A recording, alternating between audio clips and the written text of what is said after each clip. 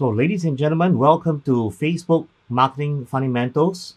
It's a pleasure to be hosting you for the next couple of hours. So, I'm going to start all the way from ground zero and share with you some very basic information about the Facebook advertising system, what its capabilities are. It's basically smart advertising, right? So, right now, we're in an era of smart advertising, and therefore, as an advertiser, we need to be smart and figure out how to leverage the smart advertising algorithms that are already embedded in these platforms so that we allow the smart advertising system to do the heavy lifting, and therefore we don't have as human beings to think so much in that sense. Facebook has told us there are three components that determine where your ad is shown and obviously to who. The three components as follows. One is your advertiser bid, and by this is literally the price of the bid. So you need to understand that in the Facebook advertising system, very often, just like Google as well, behind the scenes, there's an auction taking place. And the outcome of the auction will decide which ads get shown in the event that there are a lot of ads vying for the same user. So advertiser bid is one part or one component of the ad auction algorithm. And truth be told, in case you're wondering, I don't recall bidding for my ad. Well, that's because most of the advertiser bidding algorithm or the effort is set to automatic when we set our campaigns itself. And you generally want to leave it as automatic and let Facebook again do this heavy lifting of advertiser bidding.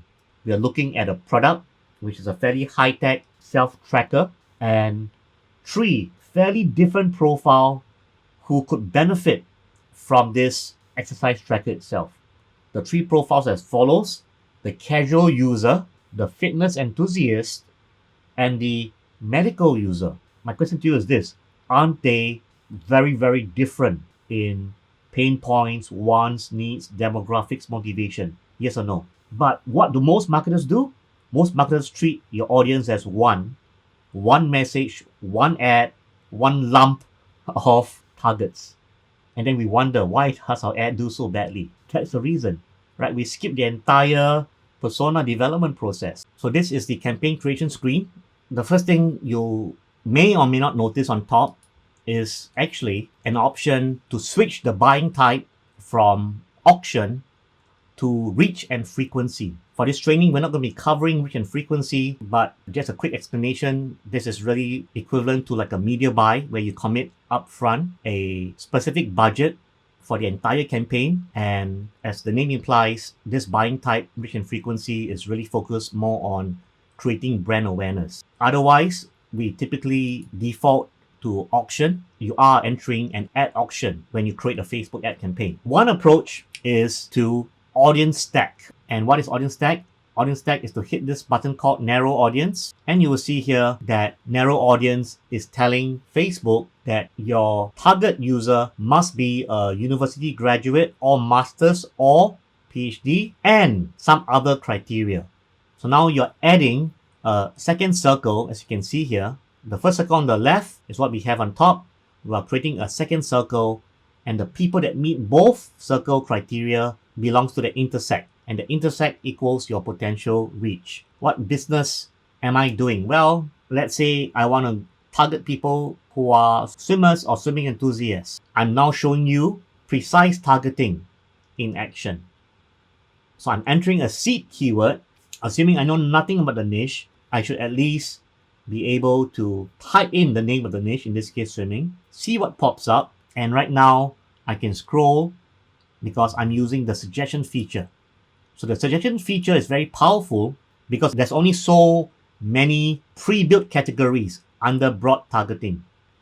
The suggestion feature is a godsend, and the right way to use it is to type in your seed word first, find something here that suggests affinity with your target audience. In this case, I'm going to choose freestyle swimming because we offer freestyle swimming technique as part of the total immersion method. And right now you can see that the potential reach falls to 41,000. This is a countrywide ad, At this stage, if I wanted to increase potential reach, what will I do? To increase potential reach, I should now have an additional interest beside this. So this becomes this or this. Now, let's look at a very simple case study. I just want to show you to put everything together. So first things first, I ran this campaign in 2019 actually. It was a year before the pandemic, and I created 3 ad sets, spent about $800, and for me, this is a multiple step lead generation process, as mentioned, because this is a high value, high ticket item.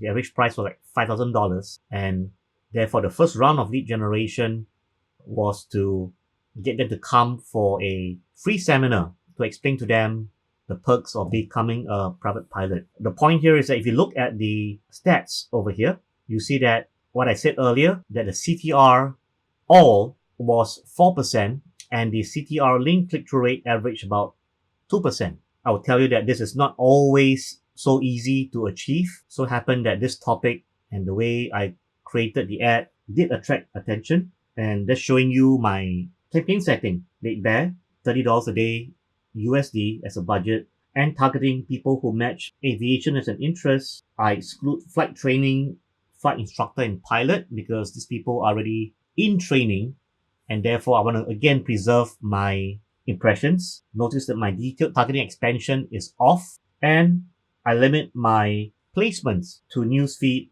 on Facebook and Instagram. In addition to that, Instagram story. In terms of ad, at that time I created 2 different ads. The one on the left was a video ad. The one on the right was a text ad. Interestingly, the text ad output the video ad. That's the reason why it's important to test. Now, not only that, the image ad also garnered far more engagements than the video ad itself. So obviously, once I knew what the winner was, I continued running the image ad almost exclusively.